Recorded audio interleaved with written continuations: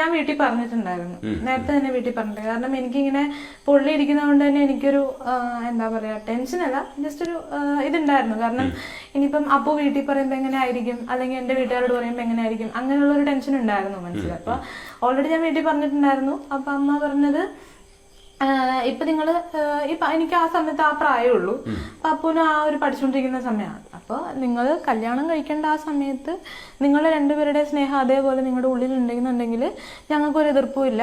അവന് നിന്നെ സ്വീകരിക്കാൻ അവൻ തയ്യാറാണെങ്കിൽ ഞങ്ങളത് എല്ലാവരും സന്തോഷത്തോടെ നടത്തി തരാന്ന് തന്നെയാ പറഞ്ഞത്. പിന്നെ അതങ്ങനെ റിലേഷൻ അങ്ങനെ കണ്ടിന്യൂ ചെയ്ത് പോയി. 9 വർഷം പ്രേമിച്ചു.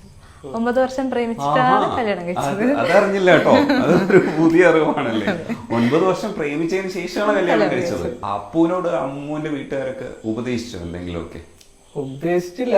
എനിക്ക് മുഖം പൊള്ളിയതായിട്ടൊന്നും എനിക്കൊരു ഫീൽ ഇല്ല. കാരണം അമ്മൂസ് കാണാൻ സുന്ദരിയാണ്, എന്നെ നല്ലപോലെ കെയർ ചെയ്യാനുണ്ട്, സ്നേഹിക്കുന്നുണ്ട്. സത്യം പറഞ്ഞാൽ ഞാൻ ചോദിക്കുന്ന സമയത്തൊന്നും എന്നോട് എന്താ എന്നെ ഇഷ്ടപ്പെടാനുള്ള കാര്യം എന്ന് ചോദിച്ചിട്ടുണ്ടെങ്കിൽ അങ്ങനെയൊന്നുമല്ല, ഇഷ്ടപ്പെട്ടു എന്നുള്ള രീതിയാണ് പറയുന്നത്. ഞാനിപ്പോഴാ കേൾക്കുന്നത് ഇങ്ങനെയുള്ള ഓരോ കാര്യങ്ങളൊക്കെ, ഇതേപോലെ ഓരോ വീഡിയോസിലൊക്കെ. അല്ലെങ്കിൽ നമ്മള് അച്ഛനമ്മ മരിച്ചു കഴിഞ്ഞ് സിംഗിളായിട്ട് ഇപ്പൊ ഞാനും ചേട്ടനും മാത്രമല്ലേ ഉള്ളൂ. ചേട്ടൻ അത് കഴിഞ്ഞ് കുറച്ചാൾ പുറത്തു പോയി. അപ്പൊ എന്നെ കൂടുതലും ഒരു അമ്മയുടെ സ്ഥാനത്ത് നിന്ന് നിയന്ത്രിച്ചിട്ടൊക്കെ ഉള്ള അമ്മൂസ് തന്നെയാണ്. ഓ ഗ്രേറ്റ്, ബിഗ് ഫാൻ ആണല്ലോ. അതെ, അങ്ങനെ വിട്ടുകൊടുക്കാൻ പറ്റില്ല. അപ്പൊ ചെറുപ്പക്കാർ വഴിതെറ്റി പോകാതിരിക്കാൻ വേണ്ടിട്ട് പുറകെ നടന്നതാണ് ഈ പ്രശ്നത്തിനൊക്കെ കാരണം. ആക്ച്വലി മനസ്സിലാക്കിയിട്ടുണ്ടായിരുന്നു എന്തുകൊണ്ടായിരിക്കും എന്നുള്ളത്, ഇത് പറഞ്ഞ് അറിയാൻ എന്തുകൊണ്ടാന്നുള്ളത് മനസ്സിലാക്കിയ വെച്ചാൽ എനിക്ക് ഒരു കാര്യം, എനിക്കിപ്പോ ഇങ്ങനെ പൊള്ളിയത് കൊണ്ടാണോ, ഇനിയിപ്പോ ഞാൻ ഇഷ്ടാന്ന് പറഞ്ഞപ്പോ എനിക്ക് എന്നെ വിഷമിപ്പിക്കണ്ടെന്ന് ഓർത്തിട്ടാണോ ആള് തിരിച്ചു പറഞ്ഞെന്നുള്ള ആ ഒരു ഇതുണ്ടായിരുന്നു. അപ്പൊ നെക്സ്റ്റ് ഡേ ഞങ്ങള് തൊറൂർ അമ്പലത്തിൽ വെച്ചാണ് കണ്ടത്.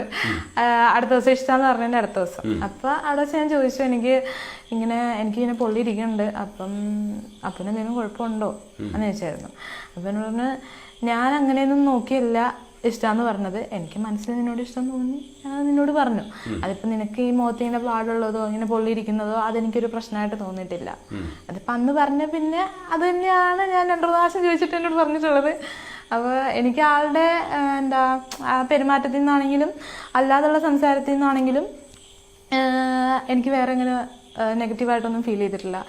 എന്നെ ഇപ്പം ഈ പാടുള്ളതിൻ്റെ പേരിൽ പല പ്രാവശ്യം അങ്ങനെ ഒരു എന്താ പറയുക, അതിങ്ങനെ ചോദിക്കാനോ അല്ലെങ്കിൽ വേറെ എന്തെങ്കിലും. ഇപ്പം ബാക്കിയുള്ളവർ നമ്മളെ കാണുമ്പോൾ ഇതിപ്പോൾ അടുത്ത സർജറി എന്നാ അങ്ങനെ ഇങ്ങനെ അങ്ങനെയൊക്കെയല്ലേ ചോദിക്കുന്നത്.